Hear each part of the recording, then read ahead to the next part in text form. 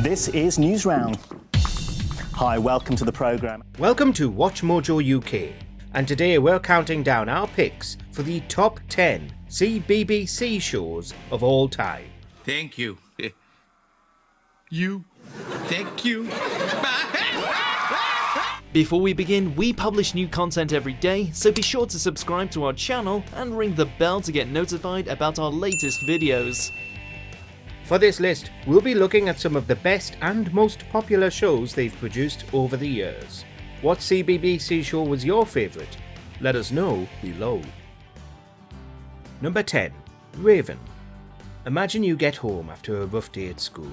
As soon as you turned on the TV and experienced the wonderful mane, beard and Scottish accent of James Mackenzie's Raven, you knew your day just got significantly better. Welcome, friends. I am Raven.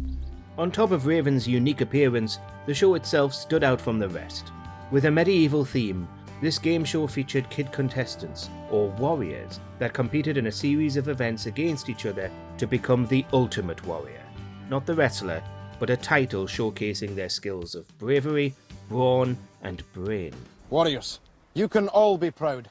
The Deep Loch is a testing trial, but it only yields enough rings for 5 of you. Warriors were eliminated when they lost enough lives and rings and failed in the Way of the Warrior round. Raven really made every viewer want to become a warrior. At last, the moment has arrived. Jado is our champion warrior. Number 9.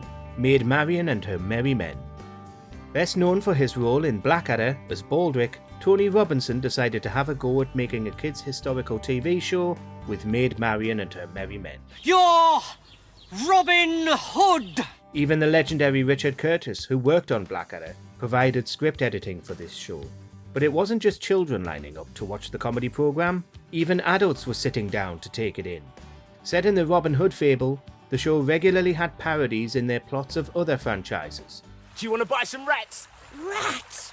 Wicked! For example, one episode featured nods to the Crystal Maze, and another to Jurassic Park. Due to how well it was made, the show won a BAFTA for Best Children's Programme in Drama and Entertainment in 1990. And what is more, see, I set fire to your underpants! Number 8. Grange Hill. When you think about it, showing kids who've spent the day at school a drama series that's set in a school sounds like it would have missed the mark massively. Please tell me where it is. You're so clever. You find it. Instead, Grange Hill became one of the longest-running programmes in British history, and it provided groundbreaking stories in its lifetime, such as tackling elements of bullying, racism, HIV, and more. The show definitely left an impression, as it won several BAFTAs along the way. You work hard while you're here. You might be able to find you something permanent. Another young person-focused drama that showcased serious stories was Biker Grove, which was set in a youth club in Newcastle. Beyond its incredibly catchy intro, the series even gave Ant and Dec their leg up in the entertainment industry, as well as many other notable actors. Somebody's interested in the band. A proper gig. Duncan, this is Fran. Number 7. Dick and Dom in the Bungalow. As a former whippersnapper, the first thing we did on a Saturday morning was tune in to see Dick and Dom in the Bungalow. Wake up, Dick and Dom, and get out of bed.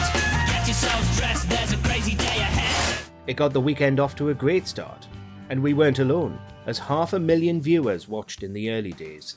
Named as a nod to Ali G and the House, the programme was a sort of mashup between a game show and a general entertainment show. There were contestants called Bungalow Heads on the show, and skits like Daddy Dick and Dom. What did you put? I put bum. The children's comedy duo was also responsible for causing headaches for all parents and caregivers across the UK when they invented bogies, which involves screaming the word as loud as you can in public. Here it comes. Number 6. The Demon Headmaster.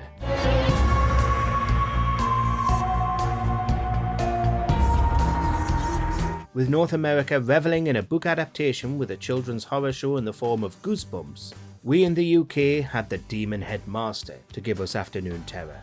Based on the books by Gillian Cross, the series involves a head teacher that can hypnotise most people with his spooky eyes. He usually wears a pair of tinted glasses to hide his optical surprise. Funny you should be so tired, so early in the morning. Yet a group of kids are his only barrier to his goal of controlling the world. The show finished when it caught up with the books, but in 2019, a sequel series was made that had a new headmaster at the helm. However, the OG Demon Headmaster, Terence Hardiman, did reprise his role for an episode. So you're not real? I am more real than you can possibly imagine. Number 5. The Story of Tracy Beaker. If there's one thing CBBC excels at, it's creating great shows from book franchises. Based on the work of Jacqueline Wilson, the series of The Story of Tracy Beaker featured a different angle. I don't want in your stinking tea, and he is not my dad. It had Tracy, a young 10-year-old, coming to terms with life in a children's home. Over the series, she grows, makes friends, and is involved in hard-hitting plots. And the show, headlined by Danny Harmer as Tracy, certainly left a mark as it created numerous spin-offs. Any ideas? How about the smelly sock? Yes! On top of TV films, exploratory series of other characters, or getting an update on what Tracy's been up to, the biggest spin-off from this franchise was The Dumping Ground in 2013. It even won a Children's BAFTA in 2013 for Best Drama. I've got home to go to. Crying out loud! He started it! I'm finishing it. Number 4. Chuckle Vision. Today, whenever you pick up an object with someone else, 1 time out of 10, you've yelled, pivot.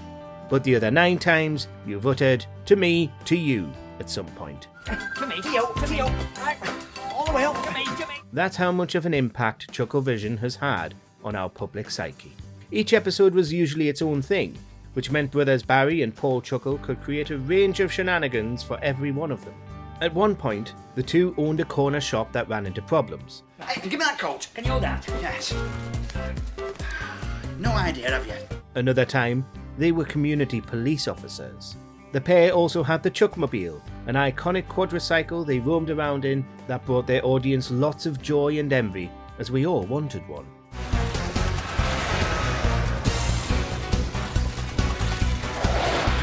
Number 3. Horrible Histories. Making kids learn is a tough task. Just ask any average, horribly underpaid teacher. So to help in this noble cause, we had Horrible Histories. Based on a book series, the show wanted to make the past more appealing to the youngsters. Then poor old Jane went and dropped dead, divorced, beheaded and died. So, they formatted the programme to focus on the more interesting aspects of history, with some jokes added along the way. The show contained sketches and songs that entertained you, but made you think and learn as well.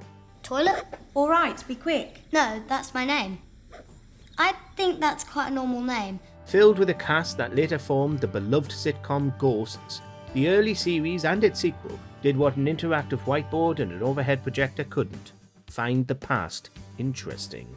Combined, they've so far won 5 BAFTAs in several categories. We're totally crazy. Number 2. The Sarah Jane Adventures. If you needed an extra dose of Doctor Who, but reading or listening to audiobooks required too much effort, then this show was for you. Sarah Jane's adopted him, and together we saved the world. Created by the legendary Russell T Davies, the show focused on the Doctor's former companion Sarah Jane Smith, played by Elizabeth Sladen, who's helping fight evil forces on Earth. The actors that played the Doctor would pop in from time to time, and Sarah Jane crossed over to the main show too. Hello, Sarah Jane. With children and Who fans loving the CBBC show, it seemed like it would go on forever. However, Sladen sadly passed away halfway through Series 5 in 2011. In 2020, the BBC released the video Farewell Sarah Jane to celebrate the life of the character and Sladen.